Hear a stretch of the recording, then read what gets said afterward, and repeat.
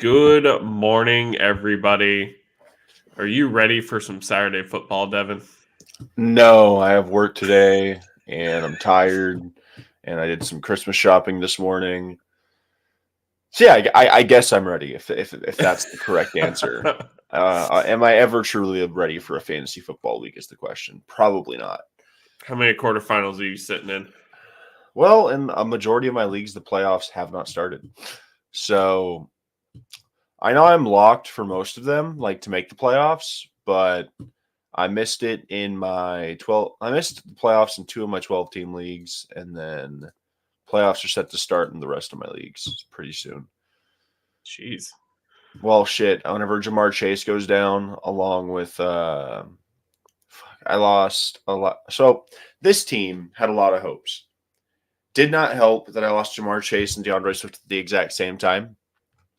So 6-6, I'll take it for this year. But yeah, DeAndre Swift really didn't let me down. I just wish his usage was better. And Jamar came back a moment too late. Yeah, I feel that for sure. Kyler going down derailed it derailed our season for our team for sure because now we're running out Daniel Jones. That reminds me.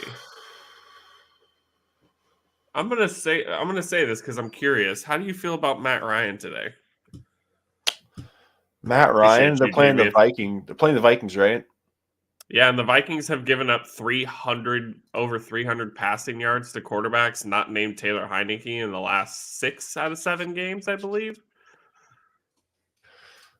This is basically our own question. Do we want to play Matt Ryan or Daniel Jones?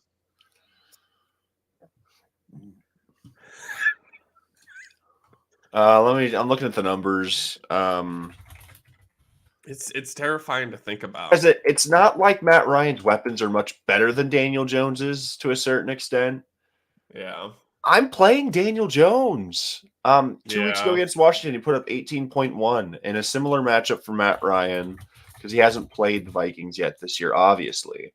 But Matt Ryan for the last so he's averaging 14.4 per week. He's the 24th ranked quarterback in PPR formats. The best game he had this year, he put up 31. His next closest output was 24.9. Besides those two matchups, he's not gone over 20 once this season. And outside of those two, he's only gone over 15 twice outside of that range. 3 straight weeks of below 11 points. The floor isn't safe. The ceiling is really just not there either. It would take Michael Pittman basically dragging his corpse through the end zone 4 times to make him relevant today. Like, I get it. He probably has some better wide receivers, but Jonathan Taylor is the offense, and I don't think Jeff Saturday is going to put the game in Matt Ryan's hands. He may have to with the Vikings offense. Yeah, the Minnesota secondary hasn't been great, but still the Colts offense hasn't been good.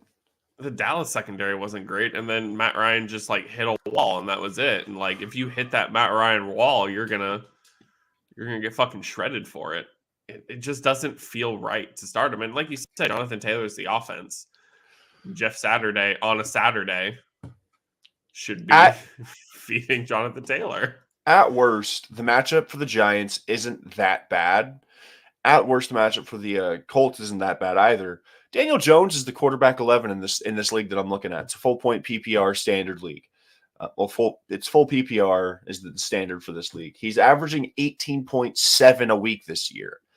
I get Daniel Jones has been a meme over the last couple of years in terms of fantasy viability. I remember his rookie year, I had him bench for Kyler, and he went the fuck off on my bench in a championship matchup, and I was like, what the fuck? But Daniel Jones at his worst this season put up 9.8. But outside of that, he's a consistent 14 plus. Since week 8, his lowest output has been 15.8. But outside of that, he's got 3 finishes with 20 plus points. And then the next lowest is 18.1. The floor for Jones is relatively safe. Garrett Wilson, a must start. No, Garrett Wilson is not a must start. It depends on the roster construction. Yeah, it super depends on your options. Garrett Wilson's an okay start, but the fact that he's getting the ball from the other Wilson is terrifying. And then I can't start T. Higgins. I can't. until he's cleared I and I don't actually mind plays starting football. Donovan Peoples-Jones. He's actually looked pretty good with Watson. He looked pretty good with Watson last week, and Amari Cooper's diagnosis is that he's going to give it a go, which means I don't know how many snaps Amari Cooper's going to play. So, considering you have to make that decision today, I would play Peoples Jones over Higgins today. I feel like that's fine. Yeah, I'm leaning Peoples Jones over Higgins, and I'm probably going to lean Garrett Wilson over Higgins as well. I think T. Higgins is the most talented player on this list. I do think T. Higgins has the biggest question mark out of all the players. He was discerned healthy last week and sat for most of the game, which cost a lot of people their matchups. So, in a Played world of one snap. absolutes, yeah, exactly. And that's we're in the end game. This is a world of absolutes. You are looking for targets, snap percentages, and viable points. And if T. Higgins does not have a snap percentage, he cannot get you points. So I'm definitely starting Peoples Jones out of that group. And if I had to lean Wilson or Higgins, I'm leaning Garrett Wilson. I know Garrett Wilson will be Yeah. on the field for 80% of the snaps minimum. And Zach Wilson has shown a propensity to target him. It's not like we're talking about Elijah Mhm. Moore here. Garrett Wilson has been the wide receiver one, regardless of quarterback in that offense. Yeah, like despite the jokes about what happened against New England, Zach Wilson still has the ability to throw for like 300 yards. Maybe not a whole lot of touchdowns, but it doesn't matter for wide receivers. You're just looking for And catches and they're and playing yards. Detroit. If there's a Yeah. game for Zach Wilson to actually like play well, ooh. I have T. Higgins, Hollywood Brown, DJ Moore on my bench. I also have Foreman in my flex spot. For 1 week, I hate all those options. I would play Hollywood Brown or over Deontay Foreman because personally, I just don't. Let me get the numbers to support if what I'm saying Is it a correct. PPR league? If it's standard, Foreman has a case. But if it's what we assume it's going to be as a full PPR league, in PPR, Dante Foreman against non-Atlanta teams 4, 2, 11, and 8.5. If he was playing Atlanta every week, I would slam dunk him. But and then quick aside, Caden, you're rolling Danny Dimes. Don't look back. really, I'm not starting anybody in 3 feet of Yeah. snow. I outside of Josh Allen, I would still start Josh I'm Allen not. simply just I'm because he runs. I'm starting Josh Allen out of pure necessity. I'm not starting Josh Allen because I want to. It's 3 feet of snow. If you've seen the pictures coming out of Buffalo as of late, they are insane. And I get it. Tua could have a huge day. He's coming off his worst game of the season against one of the worst defenses he's played this season. And he's playing against a banged up defense in Buffalo that's seen him before, and they had to win in a shootout. I think this game will be low scoring. I think they're going to both rely upon the legs, whether it be the ground game or kickers. Ooh, that's actually a good question by Mo Diesel. But yeah, I think I'd lean Hollywood, Matt, unless it's like a standard league. Then it makes Foreman a bit of a Marquise is questionable. I mean, he's coming off injury. I would expect him to be questionable. What did Hollywood do against? I typed in Hollywood like he was actually going to pop up. Yeah, I know. At Denver, he put up 7.4 against New England. He got targeted 8 times by Colt McCoy. I'm starting Hollywood Brown any opportunity that I have, just because outside of last week he's been 10 points per matchup, and I know Kyler's not playing, but Colt McCoy has proven over the last year and a half that he can get players the ball. Mm-hmm. He's not a terrible backup quarterback. This is not like Charlie Whitehurst. He's definitely a respectable backup. I like Colt McCoy a lot. Yeah. So then, we'll stick with Danny Dimes here. I'm going to go with Cousins here. I'm starting Cousins everywhere I have him. Brady is a compelling person to start. In multiple quarterback leagues, I'm firing Brady up everywhere I have him, but I'm assuming you have a one quarterback in this league. Kirk has quietly been one of the most underrated options at quarterback all season. People were getting him at the 12th or 15th quarterback off the board, if I'm correct. I'm just speculating because I drafted Kirk in the 12th round in this league that I have him. He's starting this week for me because Kyler's out for the year. He's QB 10. He's QB 10. And if you'd have told me at the moment that I drafted him that I was going to get a top 10 fantasy option at quarterback, I would have been over the moon. Dimes has the upside with his legs, but Kirk Cousins is playing in the most efficient offense out of the group, and he's more liable to throw multi-touchdowns and less picks than any of those options because Brady is great and he'll give you yards. I can't bank upon Brady scoring touchdowns because the offense is so inefficient. I'm going to lean. Sorry. fire through these. I'm going to lean Hawk over Ingram because Dallas does not give up points to tight ends. I think it'll be a shootout, but I think it's going to be Kirk, Zay Jones, those kind of guys. Hawk or Ingram for you? The thing with this question is I think there's just these players are in two different tiers. Even with the matchup, hell, you could flip flop the matchups. I'm still starting Hawkinson. Evan Ingram is an incredibly talented player. TJ Hawkinson is an incredibly talented player with a discernible role in the offense. Ingram had a pop week last week, but Hawkinson has been super consistent all year. Like I've been starting him weekly in the leagues that I have him, and I do not regret it at all. Pacheco. He's tight end 3. Yeah. Hawkinson. That's crazy.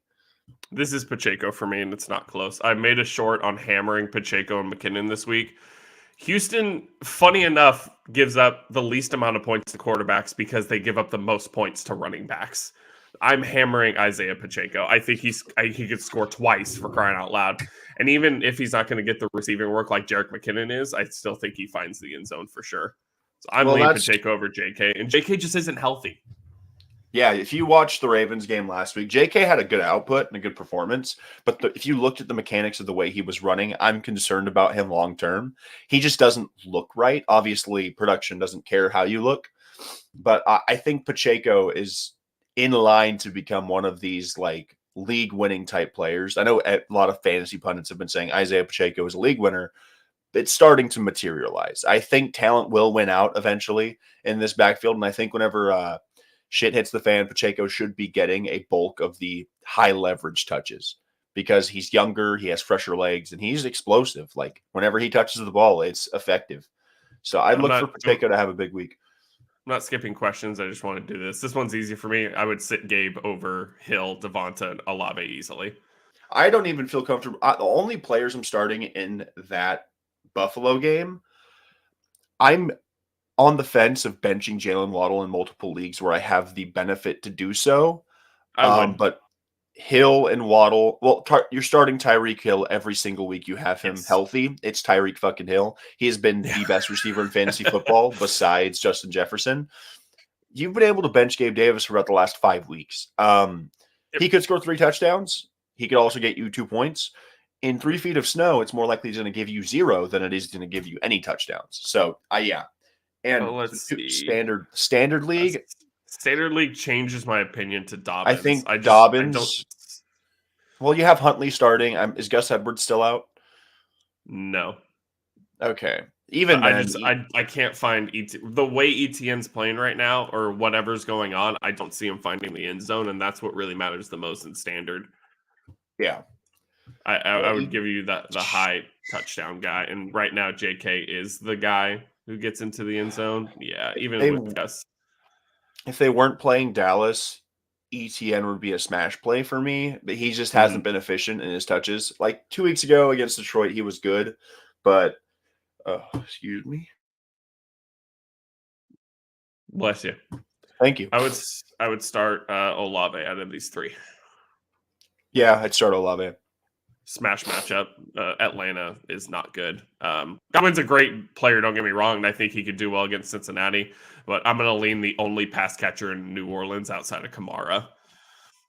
So I'll lean Olave over Davis and Godwin. And you're already starting a guy in a split with Mike Williams, so you don't want to. So you can kind of hedge your bet on the Williams play with your Olave play based upon just overall usage, because Williams could get phased out if Allen has a big day or Palmer goes out and actually dominates targets. Okay, you need to start 5 of them. 2 of them need to be wide receivers too. Okay, so Ramondre, I don't think Ramondre is healthy for one. Real quick, you're welcome. Thanks for checking in with us. Thanks for checking in, man. We're always here right before kickoff for you. I don't think Ramondre's healthy. I don't. You're starting playing. You're starting Kamara in one of those running back spots. I don't care what the circumstances. Alvin Kamara is starting. That's not close. So Kamara, if you were patient money makes money, and Alvin Kamara, regardless of where you got him, he's still valuable. I don't care. The talent has always been there. It's just Dennis Allen needs to get his head out of his ass, and he doesn't have a choice this week. Mark Ingram is out. Taysom Hill still exists, but the Falcons and the Saints are basically equal teams, for lack of better terms. Alvin Kamara has to play well for them to beat this Falcons team. and he's going to. I genuinely like. I have sat Kamara for multiple weeks because I don't trust it. If you have been patient and you've kept him around, Alvin Kamara is a must start this week. Circling on the board. I'm Okay, leaning so Zeke on the other side. here's kind of where I'm at. Kamara's a slam dunk. CD Lamb's a slam dunk. Yeah. Then I Judy's a would go slam dunk too, I think. Well, who? no, not Judy. Well, I think Godwin's the safe play out of the rest of these ones. That's where I'm at. I'm at Godwin and Zeke. Obviously, you're gonna play Ramondre if he's healthy. I just don't think he's gonna play. But if my 5 would be if Ramondre's healthy, Zeke, Kamara, Godwin, CD, and Ramondre. But if Ramondre's not healthy, it's probably the Swift. way you need to play this, honest to God, the way you need to play this. So just look at the players you're looking to start. Your flex needs to be somebody that's playing on Sunday or Monday, point blank. You're starting your guys that play today first. So we know Jalen Waddle is an option on Saturday. So you have to decide if you're starting Waddle, he has to be on your wide receiver spots. Mm-hmm. With the lineup he's talking about right now, I'm pretty sure everybody out of Kamara, Zeke, Ramondre, CD, and Godwin all plays tomorrow. So honestly, Yes. and then so if Ramondre can't go, that still gives you time to pivot to a DeAndre Swift. Mm-hmm. So I'm thinking the perfect way to hedge it, because I love Jerry Jeudy right now because Cortland Sutton's having issues, but Russell Wilson being out really hurts the ceiling, so I can't comfortably start him. But he's the only pass catcher out there that I actually trust, unless you're a huge Dulcich fan. True. But yeah, so I agree with you, Austin. I think it has to be Kamara, Zeke, Godwin, CD, and Ramondre. And if Ramondre can't go, flip a coin between Rachaad White and Swift. Or you could just say you just take the wheel and roll Judy. It's full PPR, so Judy should have some upside still as long as his hands work. But I think Swift has a better chance of scoring a touchdown and getting valuable touches. I understand wanting to play the defense that's going against Brett Ripien, but Arizona's not good. I would play New Orleans here against Ritter. The Saints defense has been underwhelming this year, and it's due to some regression from key spots. Tyrann Mathieu has not been the honey badger this year. But there's still a very talented defense on paper. You still have DeMario Davis. You still have Cameron Hayward. You still have Marshawn Lattimore. So even though they have been less than stellar, yeah, you got to roll Saints D. I'm someone that drafted Saints D for most of the year. And I regretted it for a cool minute. Yeah, like Brett Ripien's not good, but Arizona's defense is just not good in itself already. They could probably run the ball with Murray a lot and get away with it, to be honest with you. I'm going to lean Mike Williams and Zonovan Knight. You're not going to roll Jamal Williams? I don't know what's going on there anymore. I just don't. Like, Swift is getting touchdowns now. He's getting red zone work, so I really don't know what's going on anymore. And now I probably would not have played Zonovan Knight with Mike White at quarterback because Mike White can throw better than Zach Wilson can. But now in half PPR, Zonovan might get like 5 to 7 catches just because Zach just needs to dump it off. Yeah, that's fair. And a big thing with me in the Zonovan Knight shit was I was like, well, Michael Carter's not healthy. This, that, and the other.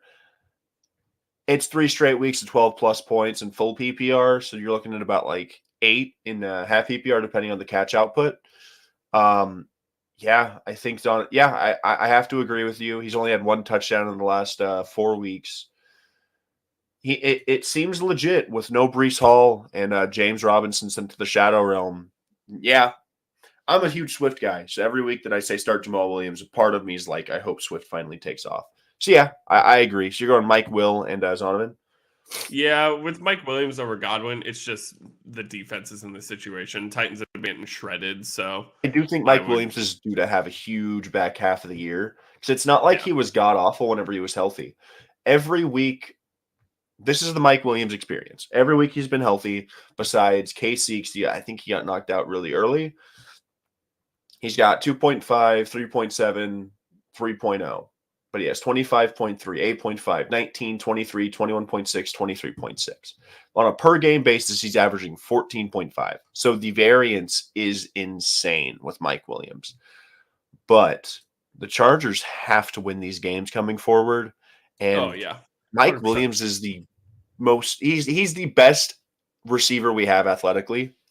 Like Keenan's great, he's a great possession receiver, but I think Mike Williams is he is the Mike Evans in this offense. Like Godwin is the Mhm, Keenan Allen. mhm. If the offense goes, Mike Williams is going to have big days. He's so good too. That dude. That you guys Oh, were I making love. catches against Miami that were fucking wild.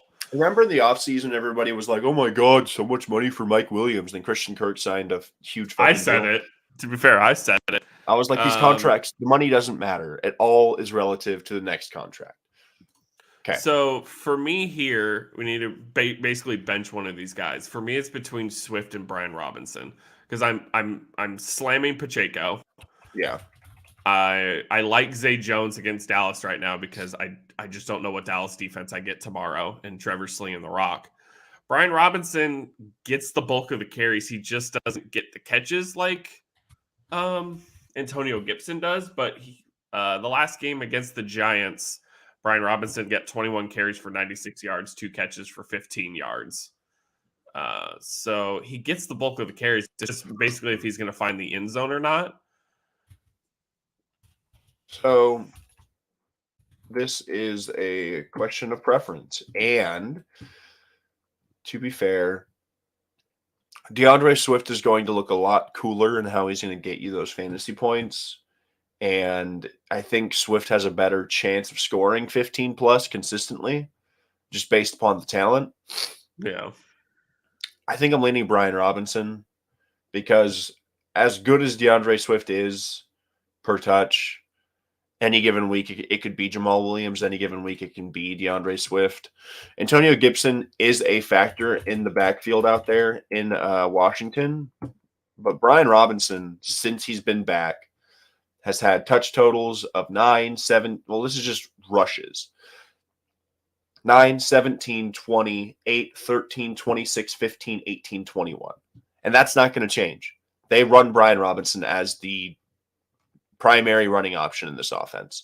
So you're going to get at least 15 to 23 touches minimum, barring he gets a couple of receptions out of the backfield. Mm-hmm. He's going to have far more opportunities to put up points and far more opportunities to actually score a touchdown, regardless of how you're looking at it. Because Swift could take 6 touches for like 10 points, but Robinson could take 23 touches, and if he scores twice, that's at least 14. Yeah, so I would bench what's his face here? Bench Swift. Should you trade CD and Waddle for Devontae? No. Is it a dynasty league? Or because the trade deadline seemed like they are all done at this point. Even in dynasty, I wouldn't do it because CD is just younger. Well, actually, Devontae's not that old. The more I think about it, but I still wouldn't do it Devontae because has far more question marks moving forward. Derek Carr cannot be the quarterback of the Raiders moving forward, for all we know. I know, basically big leap, but I mean, you know where CD and Waddle are going to be for the next 5 years, for sure. And the thing is, even if it was a push for this year, CD has the better matchups. He plays Jacksonville tomorrow. Then he gets Philly, which isn't the best matchup in the world, but the way Dallas throws, he has to be a part of the offense. A strange redraft, but I have all these pieces. Gotcha. I would still keep CD. I think CD is going to get you there in the playoffs. He has a great quarterfinals matchup, and he has a great finals matchup against Tennessee. And Dallas, granted, the Raiders also have to play, the rest of the way, but Dallas is playing hard. The problem is Jalen Waddle and Devontae Adams in the last 4 weeks are both facing New England. Pittsburgh is a favorable matchup for Devontae Adams. San Francisco is not. The Niners playing the Raiders in Week 17. You're going to play Devontae Adams, but I'm not looking forward to starting him. And I know Devontae Adams is an absolute force. He's 22 points a game this year, give or take. I don't trust Derek Carr more than I trust Dak Prescott or more than I trust Tua at this point. Because even though Jalen Waddle has struggled, I understand that. Maybe if you could package Jalen Waddle and like a Ramondre Stevenson to get you Devontae Adams, I just don't think including CD Lamb is worth it for the price. If you could flip a back and Jalen Waddle to get Devontae, it changes the curriculum of it all. Mm-hmm. But I'm not moving CD. CD is the bona fide one in a very efficient offense. and he has a relatively high floor. And Jalen Waddle's had an insanely high floor. He was the wide receiver 5 through like 12 weeks, and he just Yeah. had 2 really shit weeks.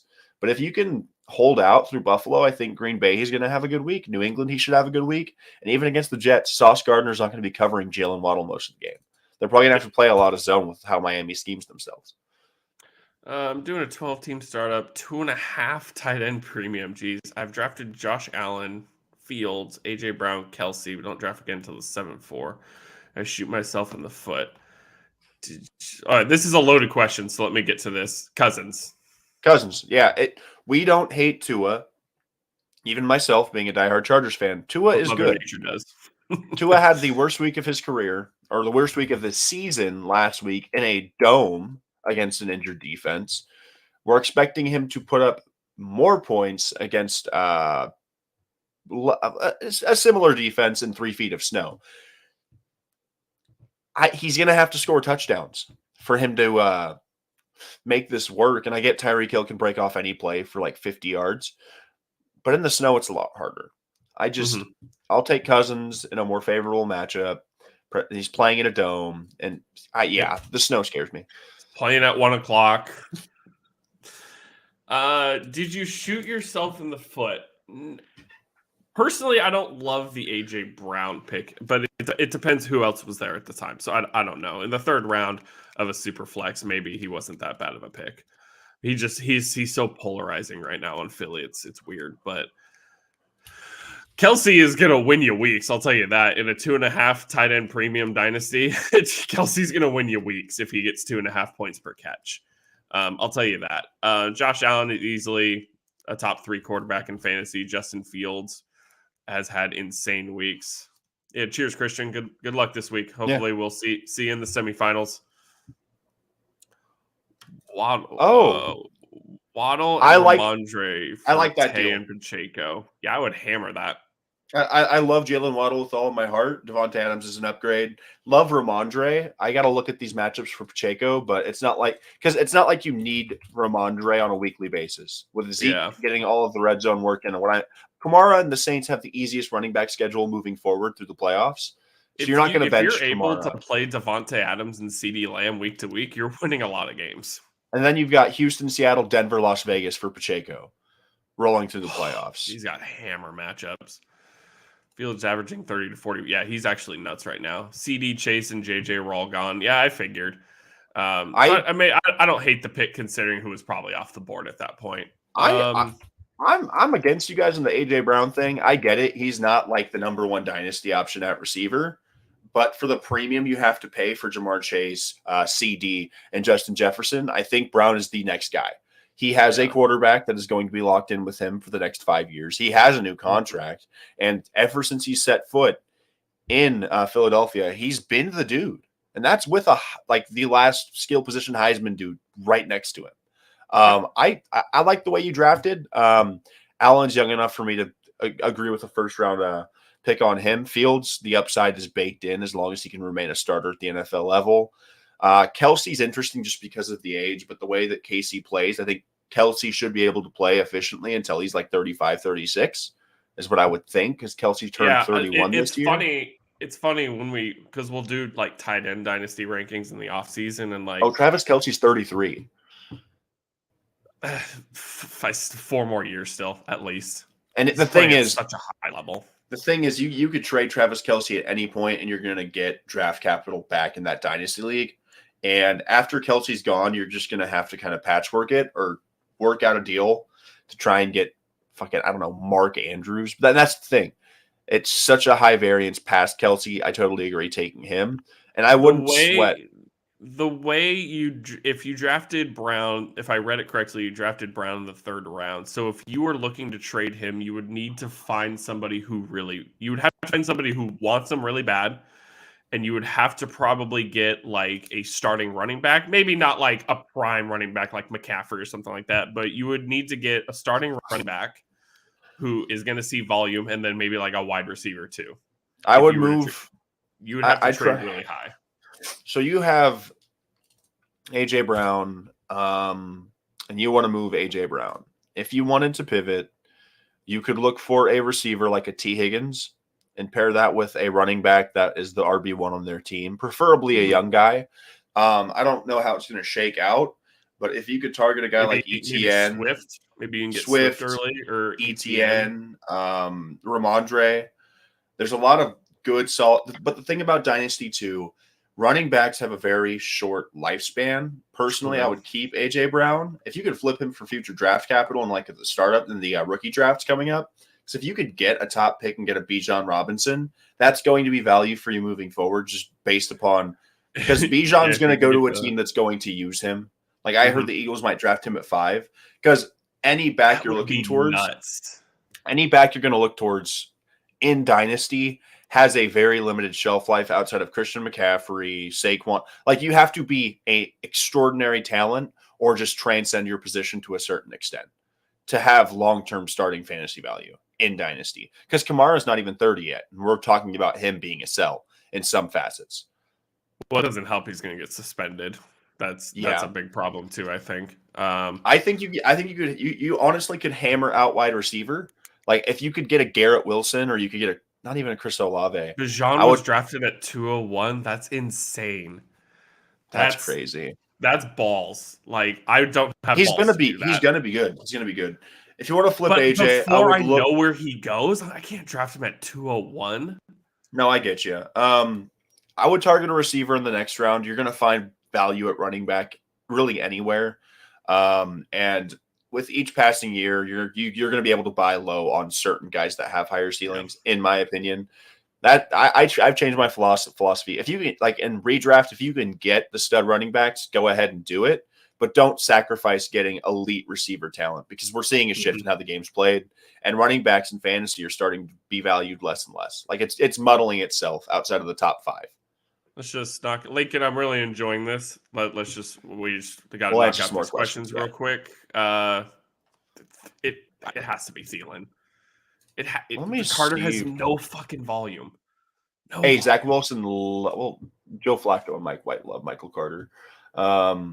Yeah. Thielen has a favorable matchup. I think the Colts are going to sell out to try Thielen's and under stop. 25 in PPR. He ain't that bad. He just put up 20 points. So either one you're going to start, expect 5 points out of him. Thielen has the higher upside. Yeah. Guillotine League, half PPR, pick 3. Dalvin Cook, AJ Brown, Alvin Kamara, Tony Pollard, Zeke, or James James Conner. Conner is a smash start. So it's Connor, Brown, and Kamara. Yeah. Because those are your smash matchups. Brown against the Bears, Kamara against the Falcons, Connor against the Broncos. Because if the Cardinals plan on trying to win this game, James Conner has to be heavily involved. Like he Yes. carried them this last game. He put up like 26. He was Like as insane soon as this last Kyler went game. down, James Conner was like, "Okay, hold my beer." Let's see. ETN Foreman, Jeff Wilson, or McKinnon. Pick 2. Also Deshaun Watson or Jared Goff. ETN and Jarek McKinnon for me. I don't Yeah. think Jeff Wilson's even going to play, and I just don't like Deontay Foreman when he's not Didn't playing against the Wilson get carded Falcons. last week? Carded? I don't think so. Okay. I thought I saw a He just picture of it's a him on hip a medical injury, and a card. hip Okay. injury in the snow, like no fucking thanks. So I'm gonna go We'll go ETN and McKinnon. Well, Pick one what in a about the quarterbacks? flex. Oh, I'm Watson or sorry. Goff? The Jets secondary scares me in terms of like. So Deshaun's playing the Ravens. Deshaun Which also also has a still decent secondary. knocking off the rust.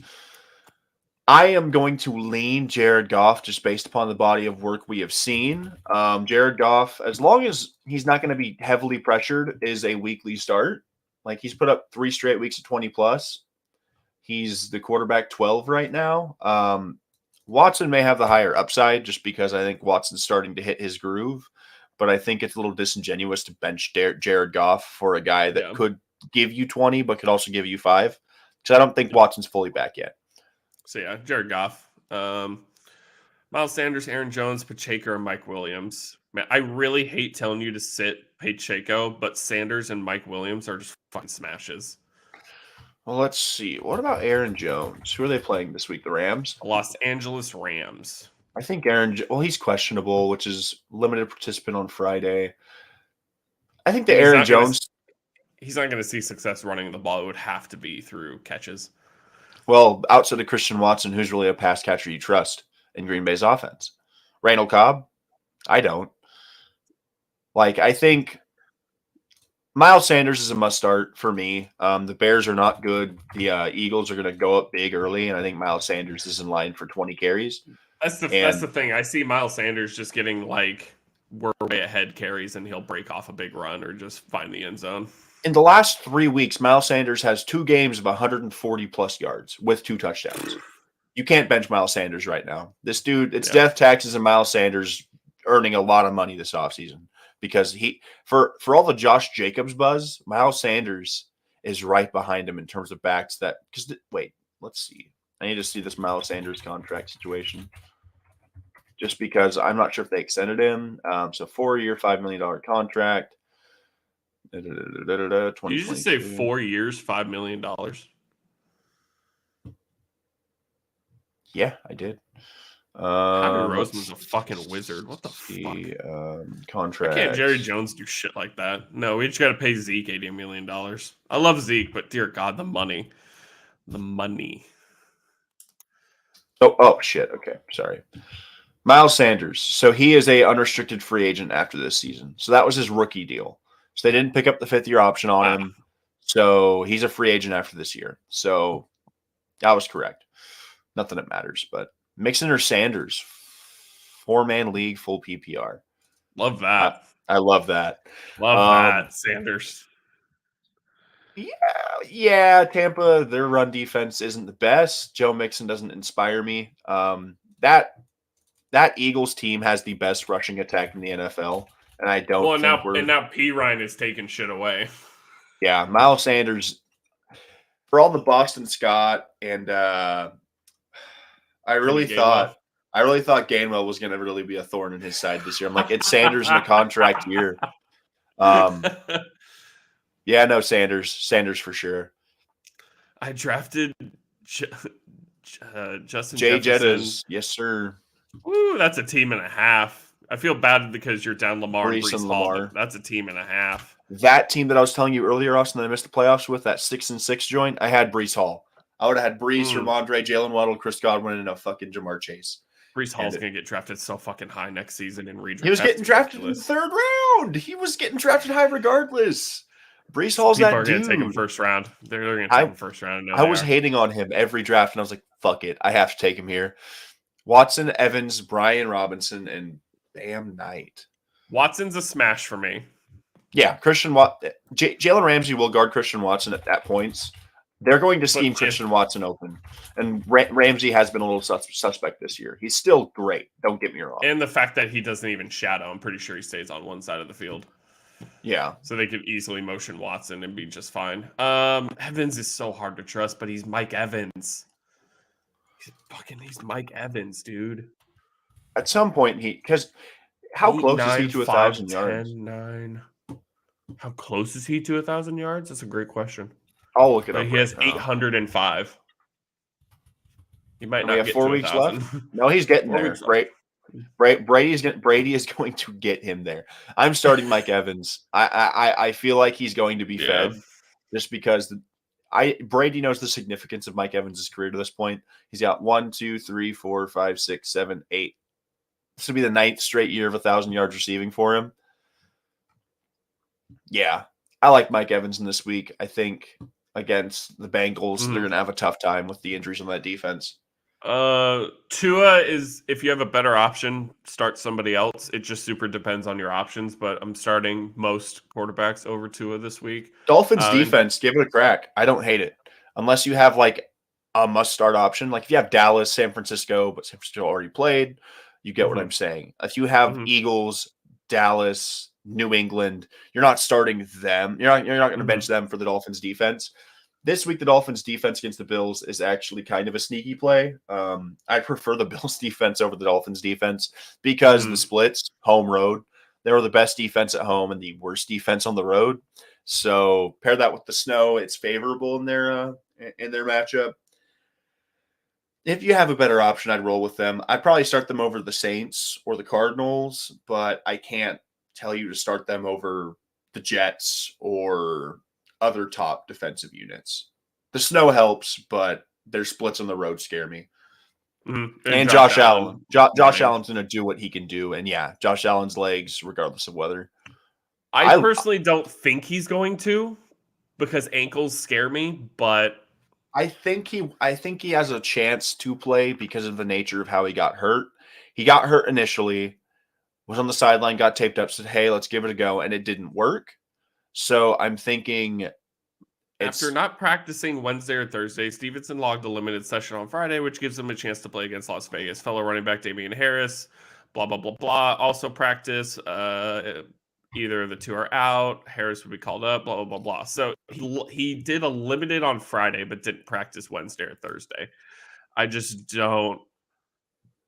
I don't think he will, but like it's such a smash matchup if he does. But like ankles are scary. Those are the no, I get you.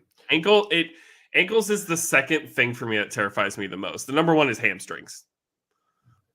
We'll put it this way. If you get a full clearance for Ramondre on, have contingency plans. I would keep Ramondre in my flex at the worst. Well, the Patriots play Sunday, right? Correct. So as long as you have if you have to play somebody Saturday today in the spot for Ramondre, do it. But if you have a contingency plan for the Sunday that you feel comfortable with, I would keep Ramondre in the lineup or keep that one guy in the lineup. And if they give Ramondre the clean bill of health, you roll him. The Patriots need to win to make the playoffs. Ramondre is part of their best path forward to make the playoffs.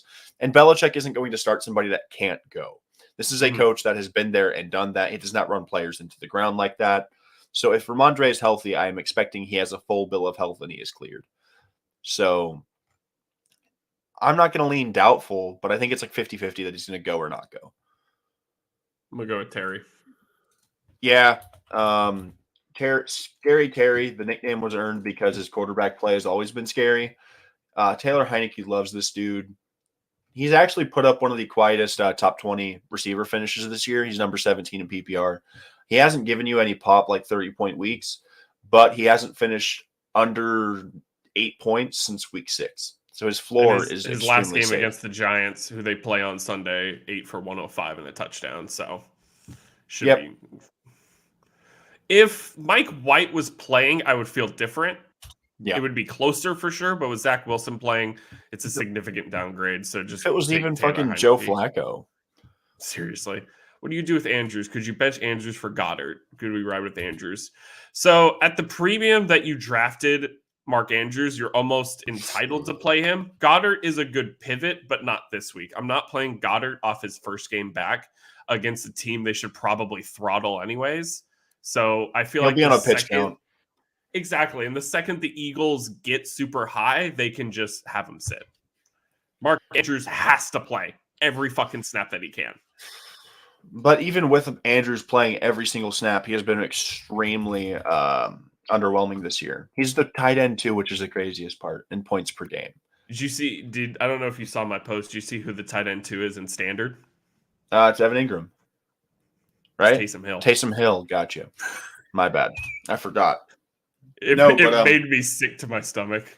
You're starting Andrews. I think Goddard has a path to outscore him because he is coming back off of the injury, and the Bears are kind of a slouch on defense.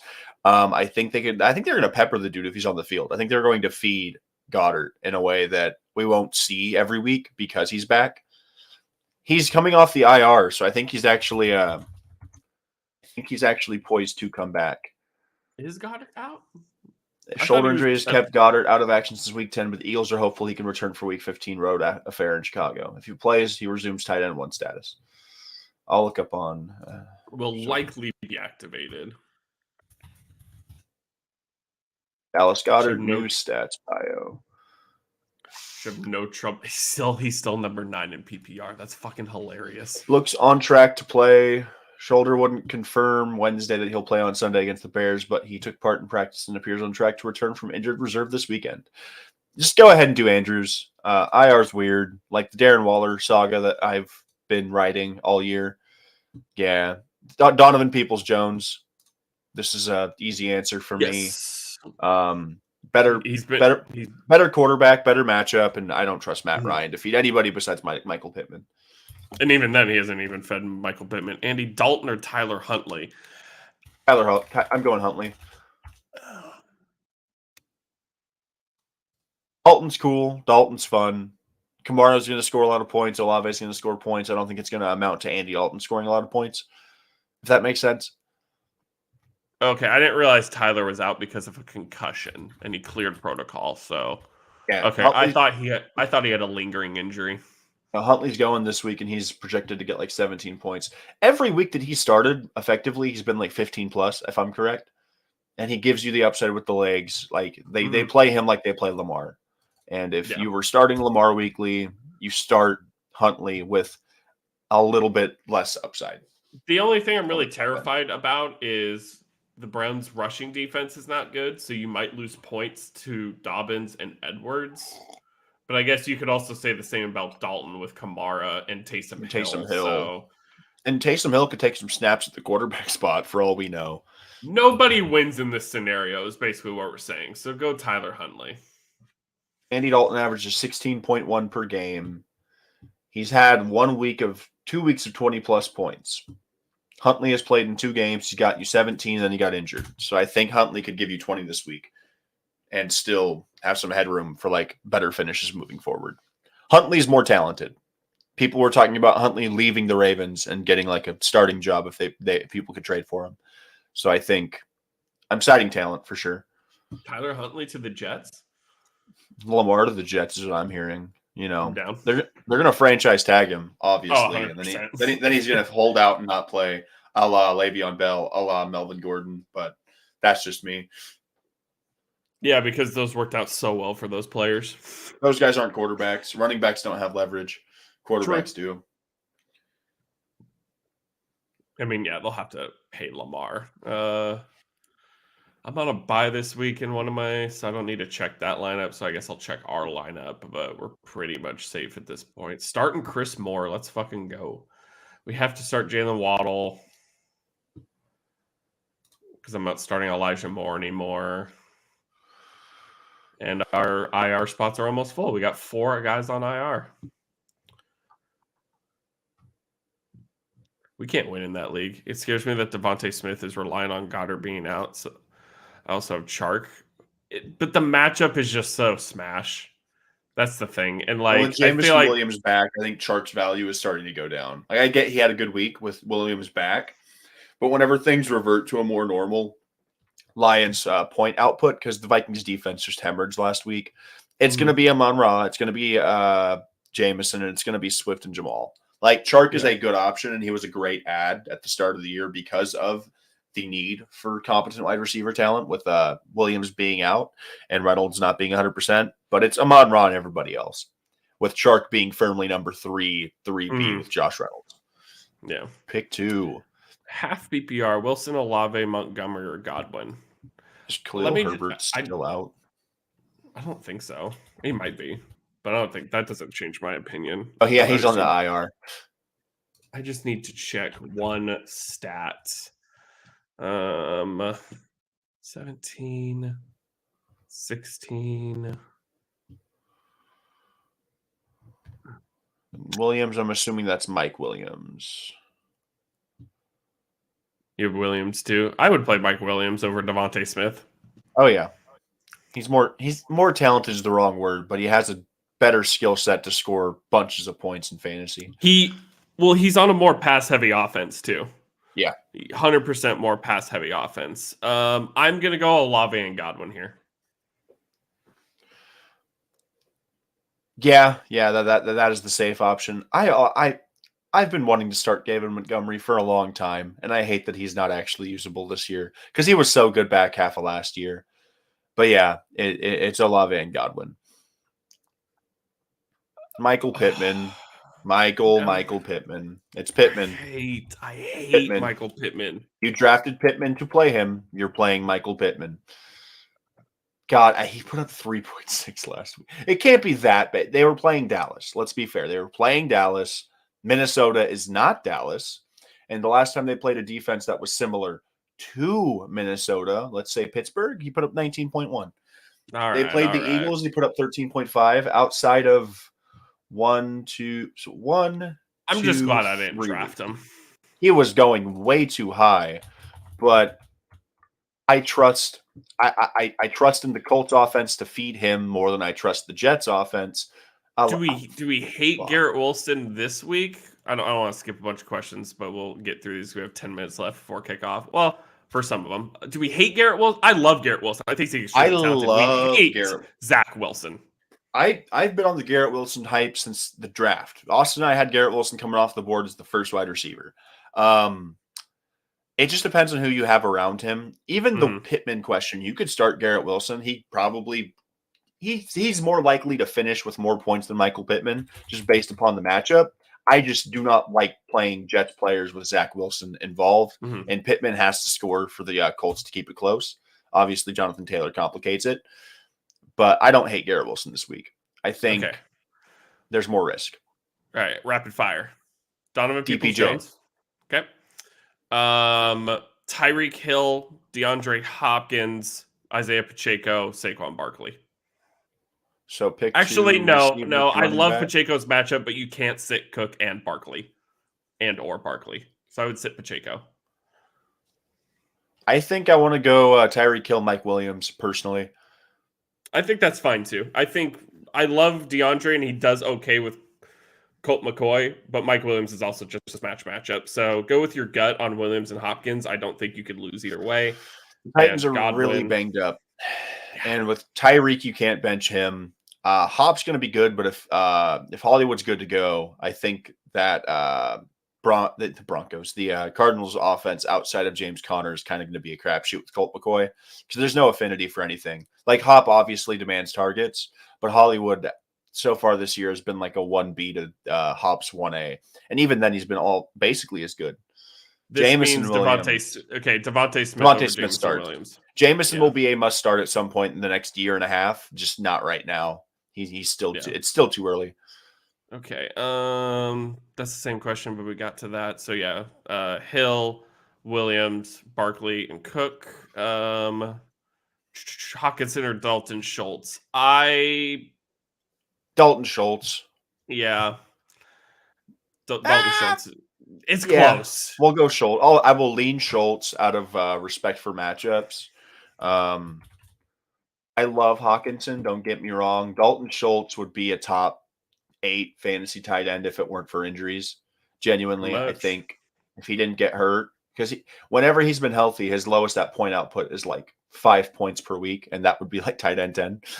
I'm okay with this. I'm okay with playing Brandon McManus over Tyler Bass due to the weather. If the Broncos are scoring points, it's not going to be by a lot of touchdowns. McManus is a consistent leg that's going to have plenty of opportunities against a bad Cardinals defense. I think, the Cardinals defense is bad enough to let up to get them in Brandon McMahon's range, which is basically like the 50-yard line. Are they in Denver? That slightly matters. They're in Arizona. No, they're in Denver. Oh, yeah, you're right. My bad. Okay, so I would play Brandon McManus. That's fine.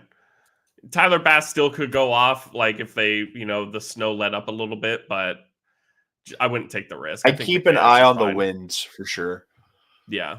Risk starting Higgins and flex Mike Evans, or bench Higgins and start Evans and Jamal Williams. Yes, risk it. Well, you can just flex Mike Evans, put T in your starting lineup. If he is a no-go tonight, take him out and put Evans in your starting lineup. And they both play tomorrow, right? I thought the Bengals played tonight, no? Or no? No, this is tomorrow. 1 o'clock. But they're both at 1 o'clock.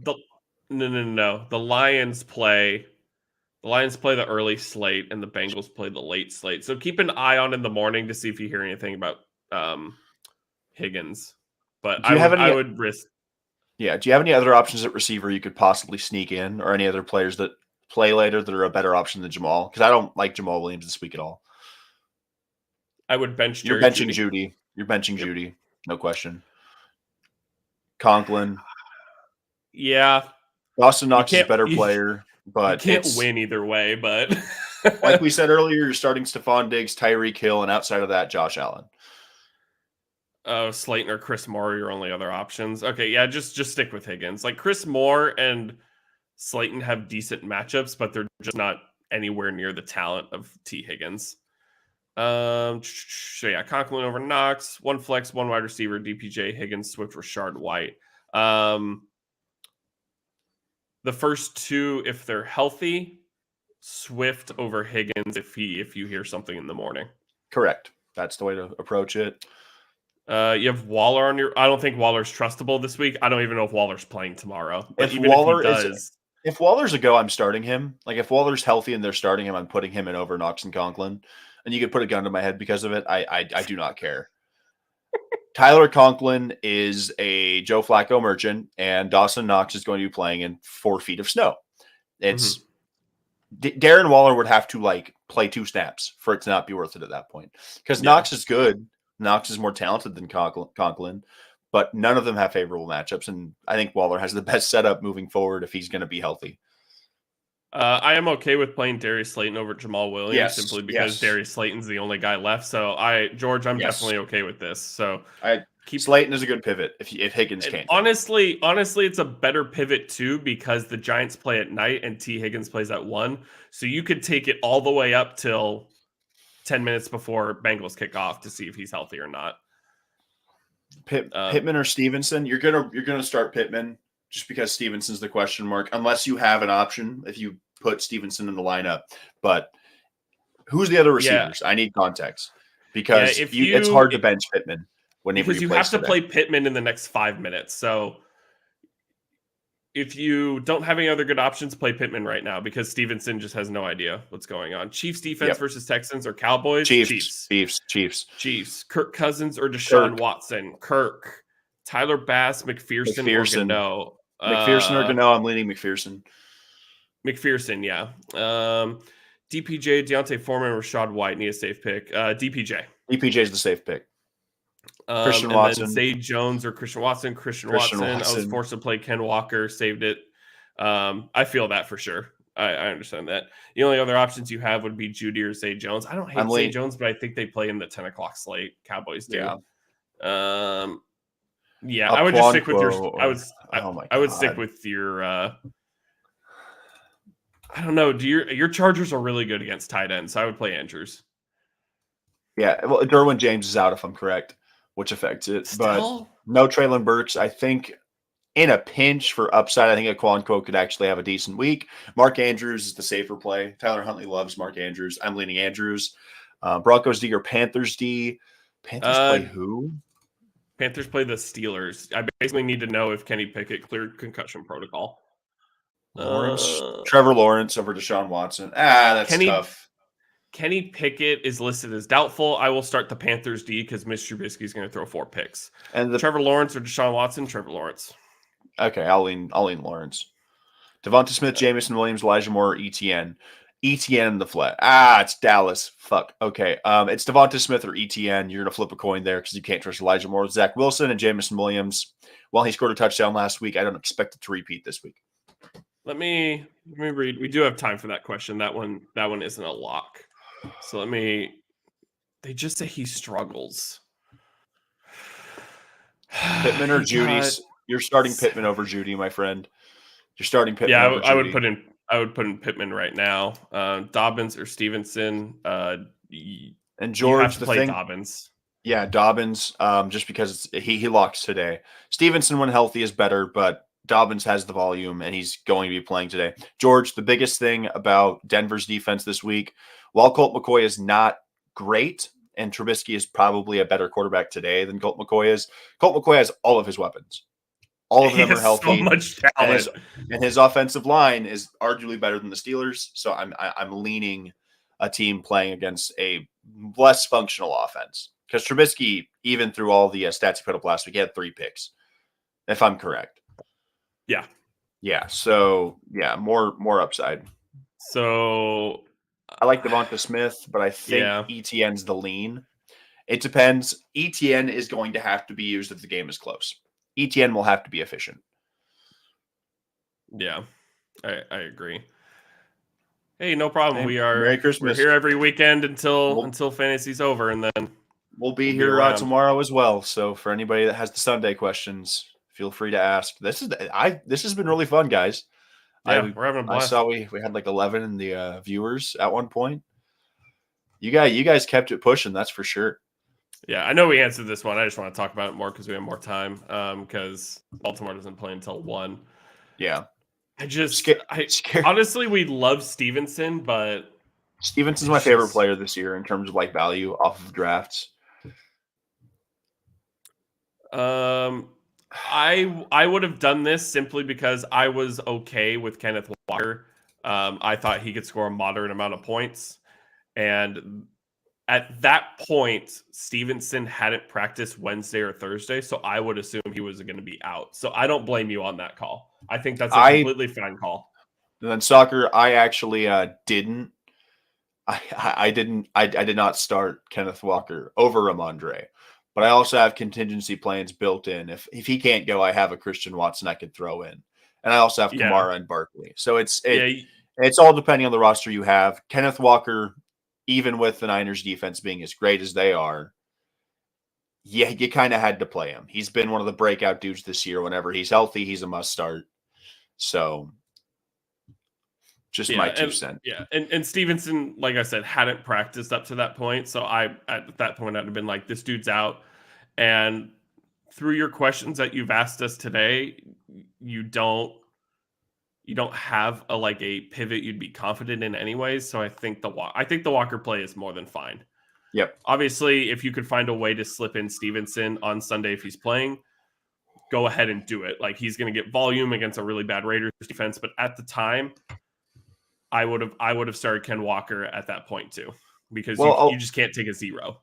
A lot of what fantasy is at this point is just hedging risk, because genuinely, your lineup should be built to where you have more often than not, you're going to have options. I would wait for Lawrence. The Ravens, personally, Ravens have a good secondary. Watson has looked kind of weird, and personally, I don't know what defense I'm getting tomorrow. And if we gave up 20 something to fucking Houston, we're probably going to give up 20, maybe close to 30 to Trevor Lawrence. It's all really dependent on how they scheme Micah Parsons, because Micah Parsons makes the plays happen, puts the pressure Lawrence on the quarterback. I think he's been questionable for like 2 weeks now because of the way he took that one tackle in Detroit. No, yeah, freaking Trevor Lawrence has taken the step.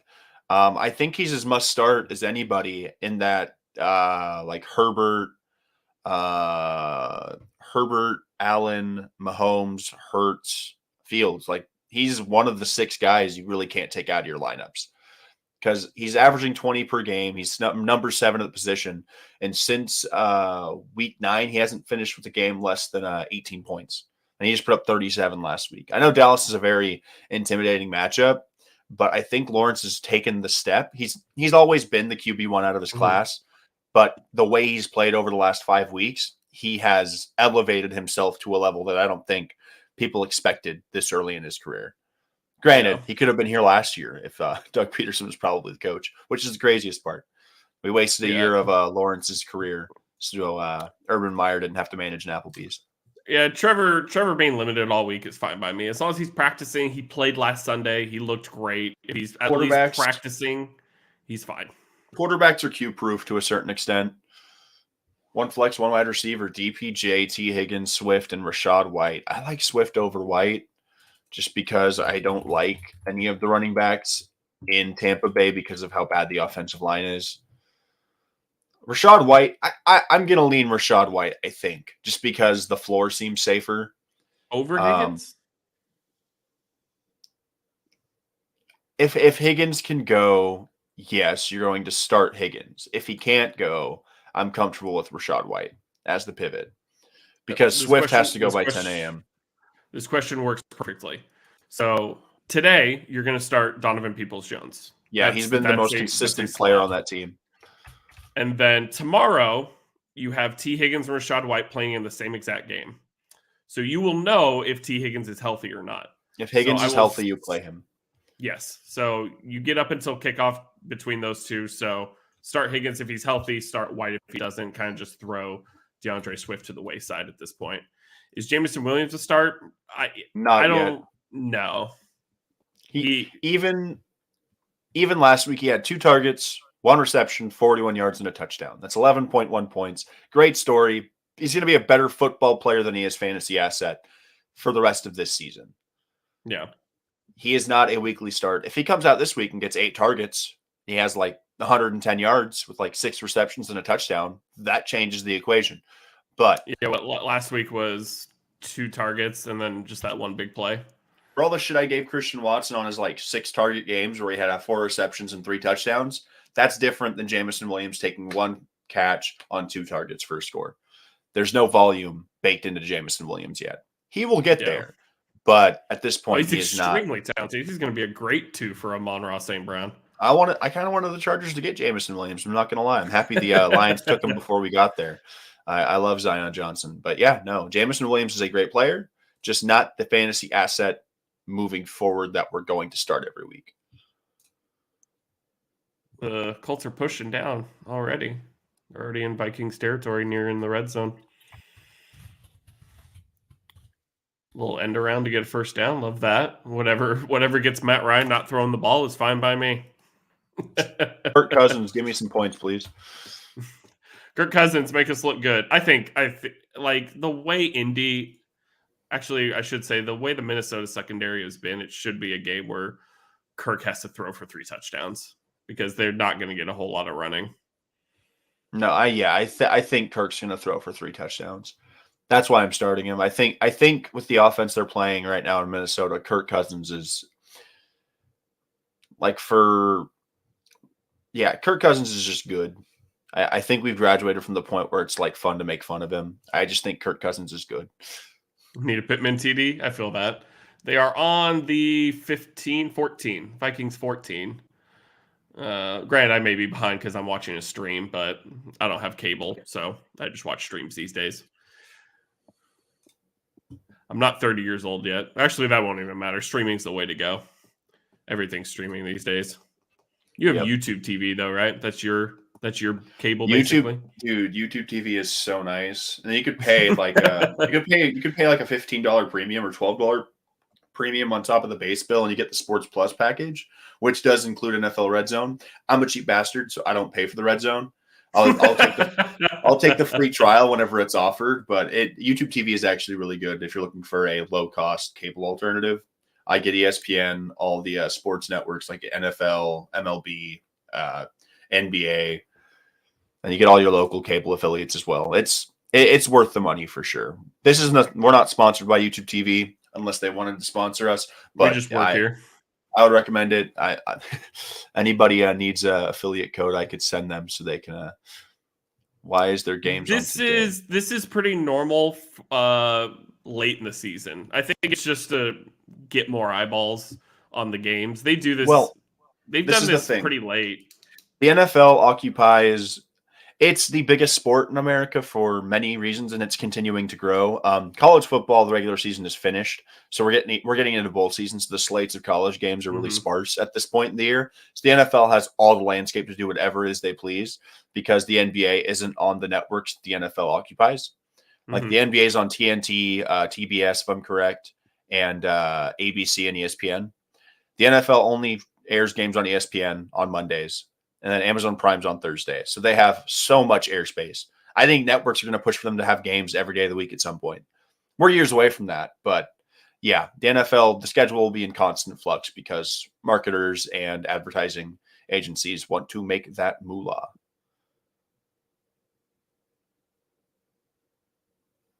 Do we need more people? I assume you mean like hosting a show at the moment.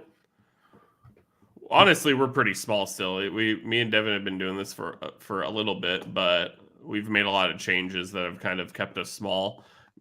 You live and learn, trial and error with streaming and stuff like that. So we want to expand at some point, and we're always down to have people. We just we'll probably end up finishing the season since we're in heavy playoffs at this point. We'll probably finish the season with just us, but.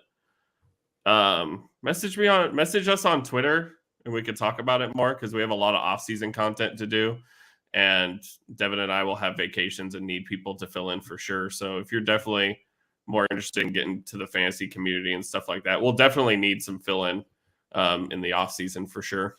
And we're always open to having guests on the show. I think a big Yeah. part of what makes fantasy and just sports discourse important is hearing different opinions, because that's kind of how it works. Nobody's right, but we can all agree on certain trends and aspects of it all. Thoughts on OBJ to Dallas? Is it official yet, or just in general? Jerry said they're going to try and work out the deal as soon as possible. Yeah, I'm supposed to believe that fucking old bastard. It was 4-dimensional chess. He was like, I don't think the knee's going to be ready till the playoff, till like February, and then everybody started signing receivers, and now it's like back to me.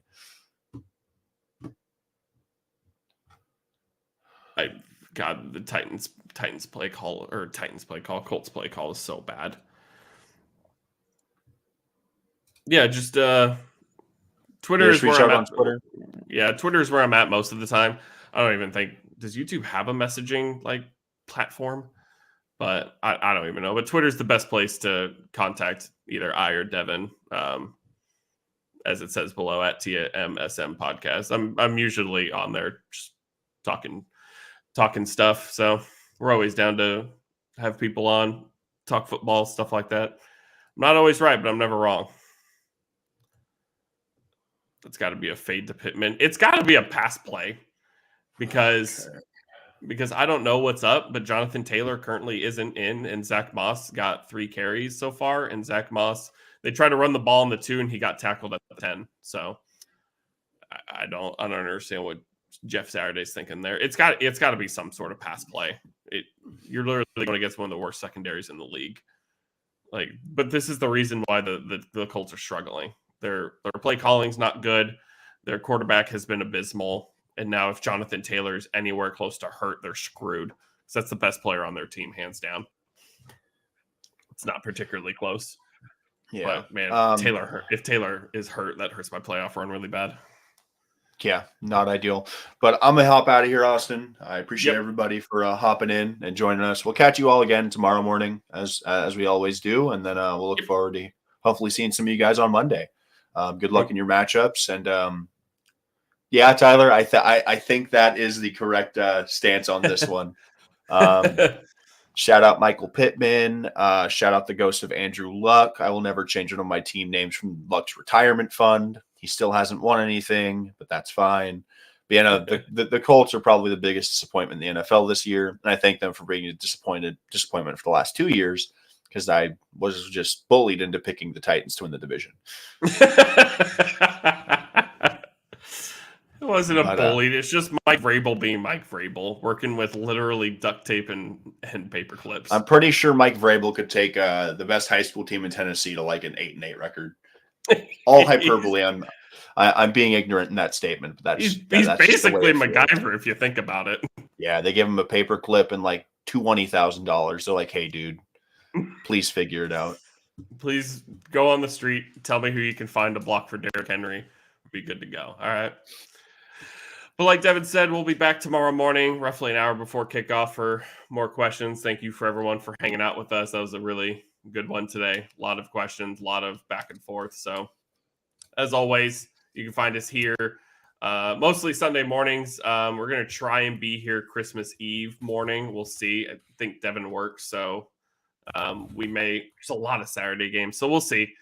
May be here, may not, but find us on Twitter at TMSM Podcast. Any questions you have on there, we can definitely get to much easier. And then obviously Monday nights, we'll talk more fantasy football and try to get you to the semifinals on Monday. Yep. Devin? Hey, man. From Austin and myself to you guys, stay safe, stay healthy. And we'll catch you tomorrow. As always, peace.